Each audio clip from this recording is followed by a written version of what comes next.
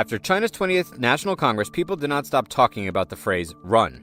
Real estate and business tycoons, film and television celebrities, and sports stars have migrated, run, one after another.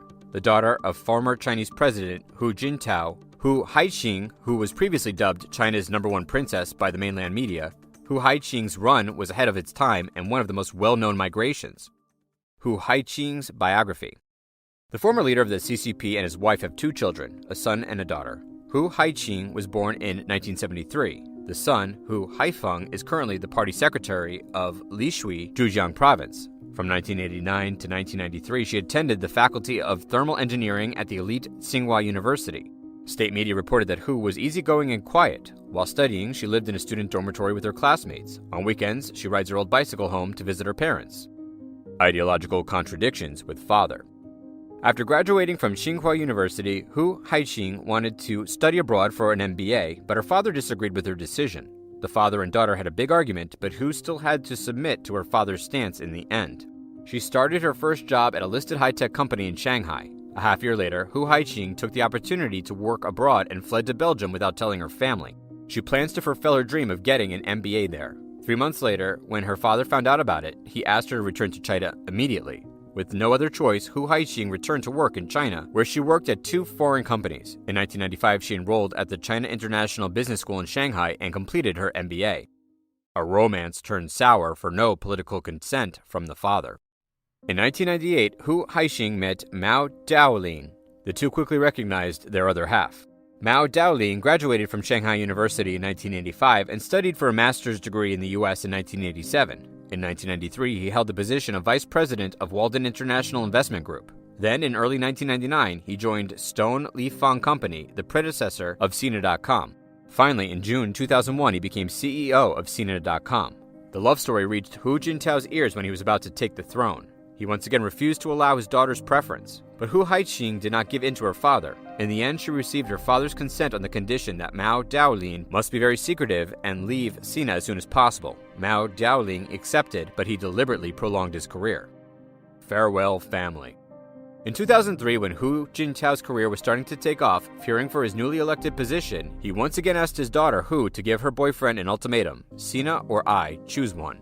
On May 12, 2003, Mao Daolin resigned as CEO of Sina. After selling 375,000 individual shares, he collected almost $1.7 billion and retained 900,000 shares worth $45 million. Mao Daolin and Hu Haiqing secretly married in Hawaii in September 2003. The dilemma at the time made it difficult for Mao Daolin to find a suitable position in China. Companies that wanted to hire Hu stopped short of touching the country's leader. Despite her father's objections, Hu left China to settle in America with her husband. 郑州富士康员工上个月发生逃离潮之后，近日开出高薪招工，但疑似原先承诺的员工待遇没有兑现，与实际待遇差太多，员工感到上当受骗。22号起爆发集体抗议，警方动用催泪瓦斯镇压，有员工遭到围殴。给我警察打人了啊！富士康门口警察打人了啊！穿白衣服的全都是郑州市的人民武警啊！苹果市内改订单目前还是在招聘中。员工的话都是我们政府保送的呀，政府都接管了呀，省里面直接管的。昨天晚上有发生工资的事情，有点乱的话，他们签的合同，员工的工资太低了。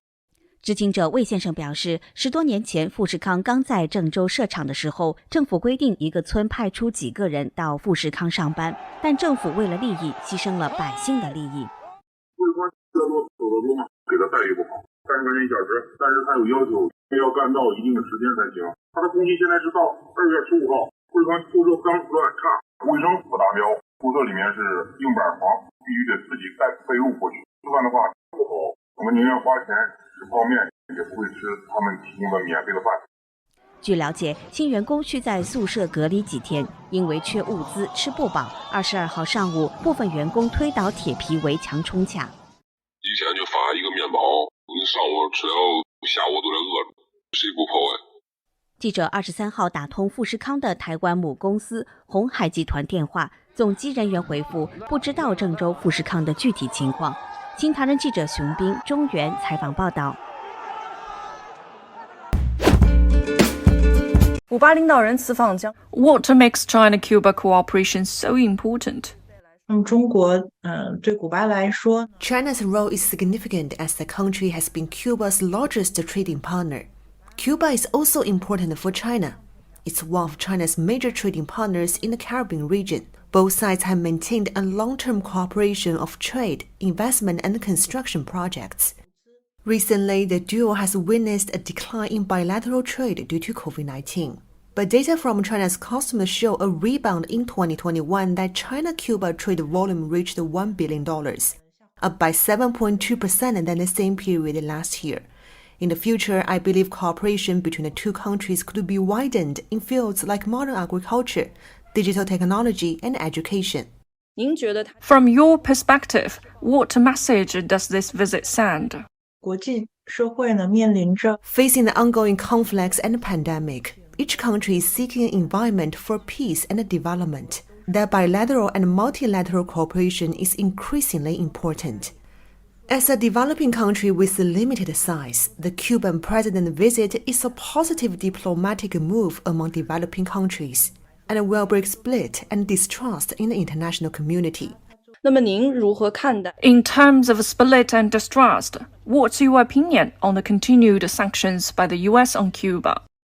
向联合国提出的这个议案 This year's UN General Assembly continuously called for US to end the Cuba embargo. I think it's fair and reasonable. With overwhelming backing from the international community, over 180 countries voted in favor of the resolution. The U.S. economic, commercial, and financial embargo has not only affected Cuba's economic development, but people's lives and social development.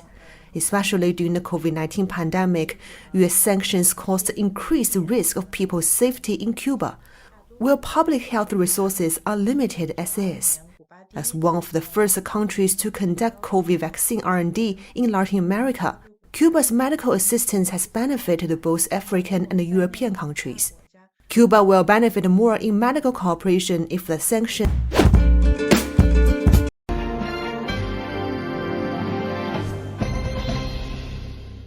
河南郑州富士康厂区爆发大规模抗议，工人跟警方进行激烈对峙，警方投掷催泪弹，但抗议相关标签遭中共审查，很多影片被删除。消息人士透露，有几名富士康员工证实自己已经收到离职费，排队等离开的人龙挤满园区。中国多地改建大型隔离方舱，继内蒙呼和浩特之后，重庆也传出为了防疫补贴，大举拉人填充方舱的闹剧。有地下中介雇人去住方舱，入住前做核酸检测包阳，保证是阳性，还可以获得500元人民币的报酬。爆料者说，方舱每接收到1名隔离人员，会获得3500元政府补贴，因此就催生了这种地下产业。大陆多地高等院校相继开设纪检监察学院，向中共反腐部门输送人才。纪检监察学已正式成为法学门类下的一级学科。专家认为，当局这一举措是为了强化权力大清洗服务，学生们实际上就是学习对中共官员进行监控。美国哥伦比亚大学哈里曼研究所的欧亚网22号报道，塔吉克司法部21号公告，塔国已经跟中共签订2年1次的联合军事演习协议，也坐实中共近年积极在塔国扩大安全部署的传闻。塔吉克是中亚地区最贫穷的国家，据估计，塔国至少还积欠中共20亿美元，约629亿新台币。西唐人亚洲电视整理报道。Last month, an unprecedented brawl broke out at the Chinese consulate in Manchester. A protester was dragged into the consulate yard and assaulted by staff, including the consul general. On November 21st, British police said that they had identified several offenses in the incident. Hong Kong-born Bob Chan said that he was joining a group protesting against Chinese President Xi Jinping outside the consulate in Manchester when masked men pulled him inside and kicked and punched him. He told Sky News, "Actually, that moment I was thinking that I might die inside." The 30-year-old man said in a press conference on October 19th that he suffered bruises on his eyes, head, neck, and back. Greater Manchester Police said it had gathered evidence from mobile phone footage and eyewitnesses to determine the complete picture of what happened. There have been no arrests, but they have identified a number of offenses including assault and a public order violation. Assistant Chief Constable Chris said, "We're continuing to gain a clearer understanding of the timeline of events that led to an initially peaceful protest escalating in the way that it did, and this has seen us identify several offenses and potential suspects and victims. Last week, Britain's domestic spy chief said intimidation and harassment against British nationals or those living in the UK would not be tolerated. The incident has added strain to relations that have deteriorated in the recent years between the UK and China. 全国政协主席汪洋24号在北京以视频方式会见荷兰议会医院议长布劳恩。汪洋说，今年是中荷建立大使级外交关系50周年，两国元首互致贺电。几天前，习近平主席在巴厘岛会见吕特首相，充分体现了双方推动两国关系继续向前的共同愿望。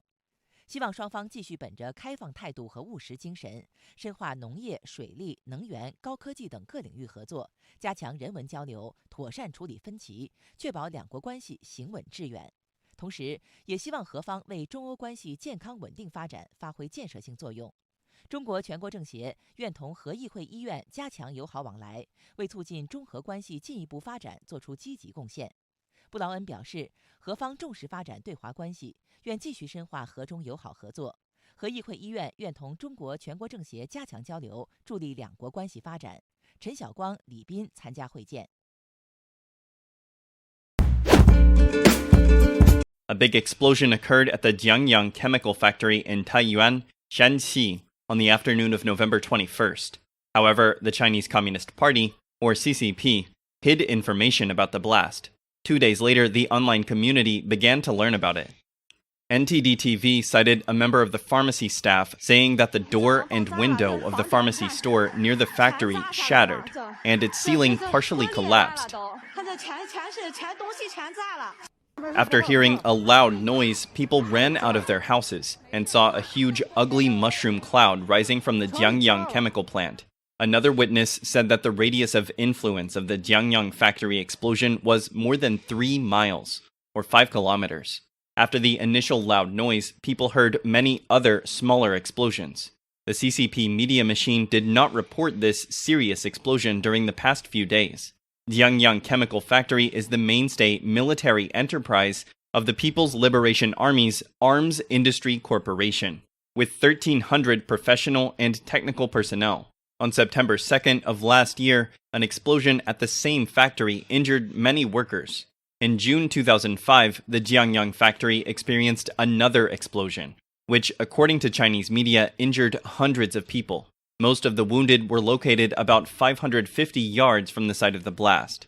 The location of the Jiangyang explosion in 2005 has still not been disclosed, and the number of people killed or injured at the epicenter of this explosion remains a secret.